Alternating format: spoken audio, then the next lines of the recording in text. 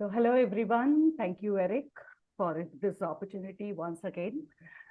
And yes, here I am. My name is Debjani. I live in Chennai, based out of Chennai. Basically, I'm from Calcutta.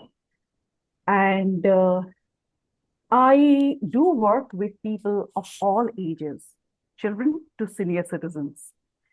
Yes. And currently, I'm working with a group of schools, like they have four branches. So I am working with the children of those schools, trying to develop their literacy skills through storytelling. That's one project. Another project I'm currently doing is developing soft skills of young professionals of various corporates.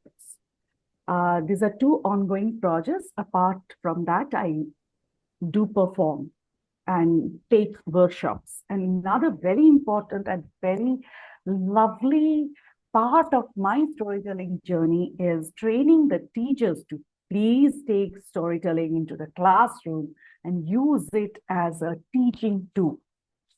Well, so with this, let me get into the story for today's evening. So I think most of you who are from India are very much aware of this song, a famous song. Sorry, I have a bad voice today. जिंदगी कैसी है पहेली हाय कभी ये हंसाए कभी ये रुलाए जिंदगी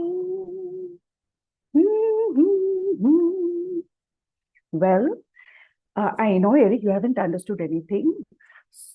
Barry also. Well, the song says that life is the most complex riddle, which even the best of brains could not decipher the meaning of it, because this moment it makes you laugh and that moment it makes you cry. So, the year 2020, I faced such a very complex challenge thrown to me by life. No, I'm not talking of COVID. It was a calamity, a catastrophe coming from within me. You can call it a surge of fear, that arose right from here. It traveled up there. And then, no, not a lump in my throat. Even telling stone would be an understatement. It was just like a huge rock which was trying to strangle me, choke me here. And this fear was always used to come with its companion, that is tear. So I was basically oscillating from fear to tear and tear to fear. Okay, so technically speaking, anxiety, depression, and both were constantly yapping into my ears. My mind, was spinning round and round in circles. Here the mind was spinning round and round in circles, and there the body was trying to rest for till eternity, get fixed at one particular place. I wouldn't have minded even if I would grow roots there. First, I tried to explain it and try to get some solution, discuss it with my family members, my mom, my dad, my husband, my in-laws. And some of them said, learn detachment. What detachment? Yeah, my mind is not working. Okay. My mother said, you should have been scared at your teenage, not now. I had no control over my feelings, and here people are giving me all sorts of gyan over how should I feel. Anyways, and that was the time when, this online video conferencing, or what do you call Zoom, was so much used by everybody, all professionals, especially storytellers. So The social media platforms were just flooded with the flurry of posts.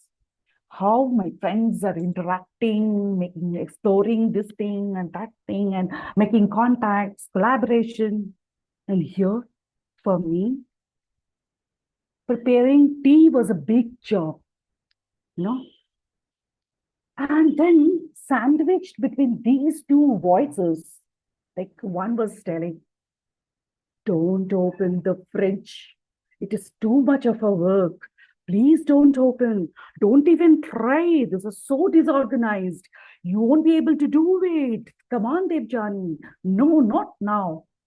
And these two voices have various other companions. I can't name all of them in 10 minutes. Okay. So procrastinations, blah, blah, blah. They will say, don't do it now. You have some more time. Wait, wait. And from here, another voice, the tear used to say, I, you a loser.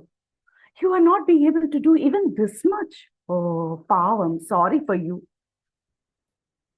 So I didn't know what to do with these two voices because in between, my own voice was just getting drowned.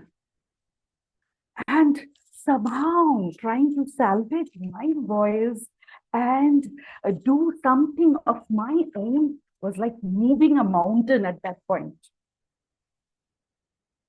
So that was the time when I tried to get some solution by Googling. So I Googled, and once while navigating from this to that site, I chanced upon a site where I found various Zen tales, Zen stories.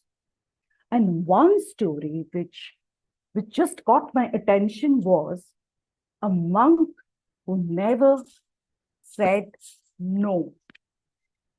I went through the story. I'm sure many of you have read the story, but at that point, no, that story was my savior. There it was written that somebody wanting to have some peace of mind, reached a monastery, and he was staying in the monastery for a silent retreat. And after completing his term over there, he felt very calm, strong from within, but still something was missing. So his teacher asked him, why don't you go and ask the monk? So he went and he asked one of the monks, how you are so calm always? How do you find peace within you at every point of your life? And the monk replied, I just say yes. And this person went on explaining that never try to resist, accept whatever is happening in life. Let the life flow. And it just made me think. It stirred some thoughts within me. I just paused for a while and I was thinking, why I am just hurrying up, asking everyone. I'm basically trying to get rid of these feelings. Instead, I need to take a pause. And instead of trying to understand why this is happening with me, how it has started within me, and how, why me? Most of the time we ask the question, why me? Let me just wait and understand that yes, these two have completely disturbed my emotional equilibrium. Accepting. Now what? If I have to get back, restore my equilibrium, I need to take some positive steps towards that. And those are definitely not by asking these my family members. I went to a professional. Yes. And she said, Debjani, you need medicine. Medicine? Have I lost my complete, I'm not saying also, I have become crazy. Have I lost my sanity? She said, no, it happens. Just the hormonal craziness inside your mind. Oh, better answer. So I can blame my hormones, not my brain or my mind. So then she prescribed some medicines. Not only medicines, she asked me to go through some breathing techniques, some relaxations exercises, some set of this, that, those. And everything I did. Cut to the year 2024, August. I was so happy because that's when I received this offer from the school of, training their kids, coaching them, and developing their literacy skills through stories. I was so happy. And by now, after various ups and downs of life, sometimes with medicine, sometimes without medicine, I was trying to settle down and quite happy with my personal and professional growth. Time was passing by. It was November. As storytellers, we all know November, Children's Day, 14th November. So I had so many sessions lined up. I had some teachers' trainings lined up. Was excited from within, was able to share whatever little bit of experiences I have gathered over years. I was able to have fun with children. But by now, something has become permanent in my daily timetable. One, listening to some chant. It could be anything. And then listening to the talks of some great saints, especially that was the time when I was listening to the saints from Ramakrishna missions, that religious order.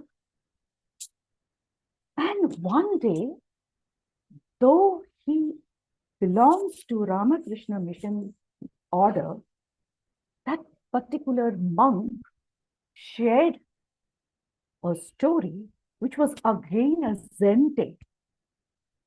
He said, one day a disciple asked Lord Buddha, Bhagwan, you said that if we follow your lessons, the lessons that you have asked us, your teachings that you have been spreading all this while, we will be able to overcome the sadness, the sorrows. We'll have a control over the grief of life. But then I'm seeing you are aging. I'm seeing people are dying. I'm seeing that I am suffering. I'm having problems. Then what is the use of your teachings and your lessons? And Lord Buddha replied, listen, son, if you are born in this world, you will be definitely hit by 2 arrows. Arrows? Yes. The first one is inevitable. I have no control over that. None has any control over that. But the second one, that second arrow, that is another and more difficult. If you follow these lessons over the second arrow, you can have some control. You can minimize, you can cope with the wounds that you will receive from the second arrow. Who is going to throw these 2 arrows at me? The first one, life is going to throw at you. And the second one, you're at yourself with your reaction. Oh, I see. Yes. And here comes the spiritual practice. If you follow the spiritual lessons, your response and your reactions can be managed. I, I was just thinking, I was trying to listen to Swami Vivekananda's teachings, Ramakrishna's teachings. Why this monk is sharing Buddha's tales, the Zen tale. But the tale is very nice. The story is very nice. I was oh, throughout the day, I was thinking about this story. I shared it with my daughter also. Next day passed. The day after, night, we all went to bed. Everything was fine. My father in Calcutta was having some fever, little bit of fever. So around 9 p.m., my mom called, your dad has got temperature, she was worrying. We know how moms worry always for everything. So I said, don't worry, just give a paracetamol. Okay, everything will be all right.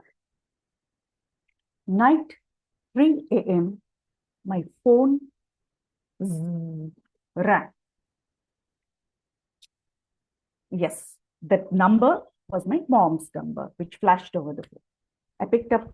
I was pretty sure that mom is again worrying. So maybe my father's temperature is increasing, or maybe some breathing difficulty. So I said, yeah, what happened? On the other side, my father's voice sounded. Your mom is not responding. She is behaving very strangely.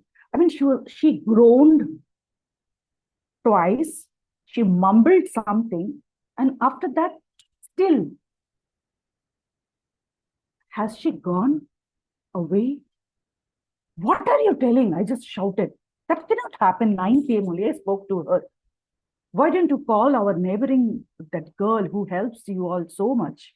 Ask them to take her to the hospital. My father said, I have called them. They are here only. They have already called the ambulance. Yeah, so what? Don't worry. And once she is there in the hospital, doctors will take care of her. 5 to 8 minutes, phone rang once again. She is no more. She left me and passed away forever into another world. I didn't know how to react. My body was not moving. I was not able to speak anything. I had to pack my luggage, immediately take the flight and go to Calcutta. But here my body was again not moving at all. Well, my husband, my daughter, they managed somehow to put a little bit of my clothes, get the tickets, and I started. I reached there. I did everything. I'm the only child, so I had to do all the final rites and the rituals. And then next day, I was sitting and thinking, why did that story,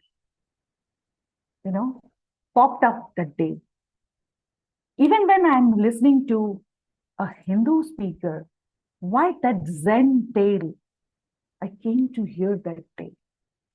Why it chose me? Yes, the first arrow, the grief. Whoever takes birth in this world has to leave. Now, what about the second arrow? My reaction.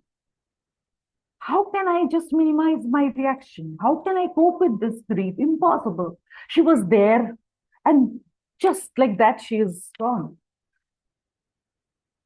And this turmoil was going on and on and on. Whoever teachings I follow, I won't be able to. Well, while coming back, I was sitting in the Bangalore airport for 6 hours layover. And just unknowingly, I was watching, youngsters, how they're moving, how the old people are moving, how the teachers are, like an invisible stick moving after those children whom they were taking perhaps to some excursion or something. So I was noticing them and I was giggling within me that, I need to pick up these characters in my story. All this I was doing. And then I suddenly thought, oh, for a second, I was feeling happy and I was just distracted from this thought when I started thinking about all my storytelling techniques and picking up the character traits and these and that. So is it the weapon, the second weapon, how I am reacting? So that means, is this the way I can cope with this loss? I don't know. I returned and I started remembering the people who attended my mother's funeral, the shraddh, the uh, the ceremony, funeral ceremony. And I picked up one hilarious character who was Debjani. How can I just, console you? Lost your mother suddenly. You know what? You have become little darker than before. Why? Because of this news. Oh, oh, maybe Chennai climate. Yeah, maybe because of mother's demise. No, no, no. In the Facebook also, I see you are growing darker only. So I wrote a script on this hilarious character and I shared that with my friends. And their laughter, their giggles, their guffaws made me feel that perhaps comedy is the weapon with which I can cope this with this grief. I don't know, I'm still trying to find out the answer. And I hope one day one raven from Sukrita's story will come to show me my way. Thank you.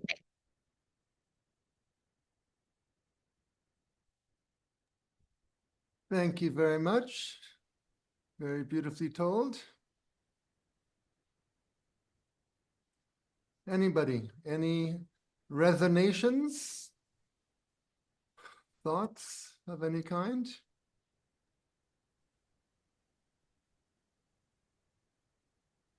Shukrita? I did not know that what story you are going to tell today. I was like too enthusiastic to listen to you. I've always loved your stories, your performances. But is this the way you are going to narrate such an event? I learned it from you today. Thank you. As usual. Thank you. Hi, Debjani. Hi, I, Go ahead. yes, I really loved your story because it felt so multifaceted for me, where you intertwine so many aspects together. And, the fact that, I mean, first of all, I commend you on your the honesty with which you narrated such an important and being so vulnerable and saying this out loud to all of us. I really appreciate that. And and also you said that stories choose you, and that resonated a lot. And I find that happens to me when I go to a bookstore, a book chooses me or a story comes to me. So like the right story does come sometimes. I do feel for, when you're tuned in, sometimes you do get the thoughts or something will come to you. It's like the universe is also kind of looking for giving you that solace that you want, at that point of time. So thank you for that. And of course, the end, the humor aspect was really amazing. So that's why I say this is multifaceted, and I learned a lot about storytelling and how you can make it so interesting. Thank you so much. thank you. Thank you. I'm so glad. Kasalia? Hi, Debjani. I always love your expression, the way you express. No, it's very beautiful. And one more thing, I always say that stories are something connected, more connected to emotions. Yeah, even though it's a personal story, you just pull everybody inside it. Like you're traveling and all these things, the funeral, while coming, returning, everything. No, I felt like I was the journey. See, I'm traveling along with you. Yeah, that was really, you expressed so well. And thank you so much. My pleasure. The story title and description, which people may have read on the webpage, is the story title was A Journey Through Some Highs and Lows. And the description was that this is a combination of a personal experience story and a Zen story. So that was a good title and description.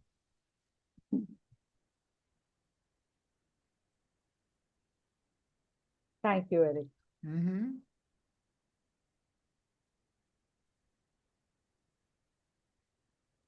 And this states the obvious, and you alluded at the end, but what a perfect follow-up story to Shukrita's story.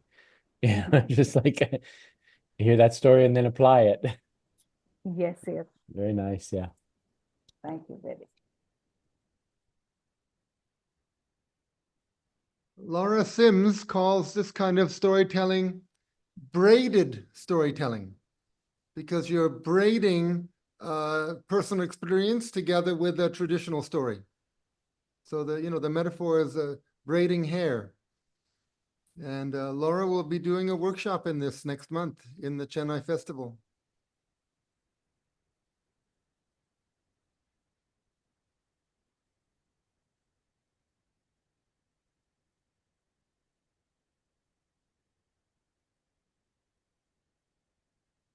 So you really did come across that Zen story, right? It's a true story, right? Yeah, I mean, the first one and the second one, it actually really happened. So maybe for the I'll be right back. okay, so just to continue with you all. So actually, today afternoon only I was sitting and jotting down the points, and then I was thinking, yeah, I mean, how our life becomes a story. Yes. Yes. Yeah. Mhm. Yeah, please. I was beautifully told. Thank you. I have a question because I'm not used to hearing the accent and I feel the distance. I want so much to be close to hear the story better. Could you tell me what the Zen part was? I got that you got the story. Did you actually tell the Zen story? Because it was Ah, so braided. It was so braided into the story. mhm. I'm almost, I'm not saying this is right or wrong, but I'm used to just hearing the story outside of the experience. Okay. So when I was into this vortex of depression and anxiety, that was the time when the first Zen story was like a man went to a monastery Yeah, I got that. for a retreat. And that's after the completion of the term, the man, while, you know, he of course felt a little calmer, a little stronger, but something was missing. And that's when he asked his teacher, and his teacher said, why don't you ask the monks? And he approached probably the head monk of that place or somebody, that how you remain so calm and so peaceful at every point in your life. And he replied, nothing. I just say yes to life. Ah, okay. So that was the story. Thank you. And, no, thank you.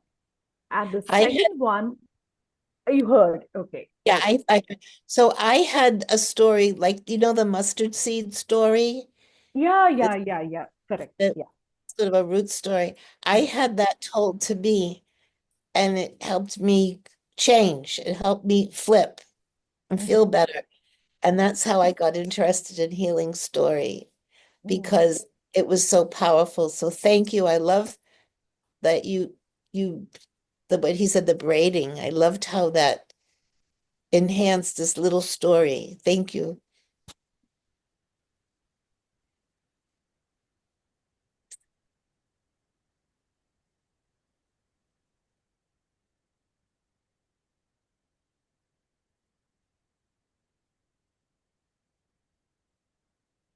Other thoughts?